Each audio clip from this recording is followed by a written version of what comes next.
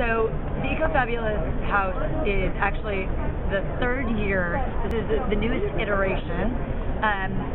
We've been collaborating with Swell to create a show house every year that we really think of as kind of the gem of the show, kind of the diamond in the center of beautiful bling. And we love doing it here because the show is just so beautiful and there's so many things to feel and interact with.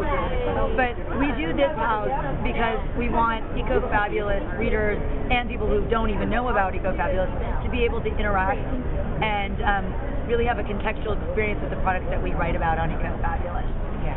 So what we try to do is write about products that are sexy, sustainable, that are good for you, good for the planet, work well, look good. I mean, it's really important to us that it embodies what ecofabulous viscerally means. So the house, I think, really does that. This is very different than the houses we've done in the past. The last 2 years were all reclaimed materials, and it was a much smaller, it was a much darker house. What makes this one different? Well, I loved the fact that those were kind of, we called them very chic cottage cabins, and this is much more of a home. This feels like a very luxurious modern home, and I haven't really had the opportunity to do a modern house in the past because I'm always requested to do kind of mid-century modern or kind of more a little bit more kind of high-end, little glam. So this is really stripped down, pared down, but we still had lots of touches that make it truly eco-fabulous. And fun. Well, there are so many. I mean, really the whole house, everything about it is really an embodiment of how I like to live and how all of our ecofabulous team and I think readers like to experience the world. It's very kind of multicultural. We touch on lots of different ideas, lots of different cultures, lots of different concepts, but the core thing that keeps it all together is this cradle-to-cradle philosophy.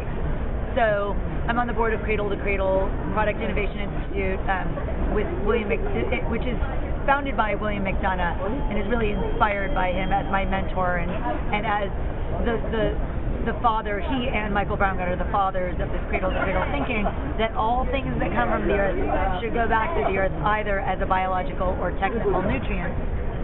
And we have a bunch of cradle-to-cradle products in the house, like the Mecco shades, which are called the Iceland Collection, and it's the solar shade, and it lets in light but blocks out anyone trying to be a peeping Tom.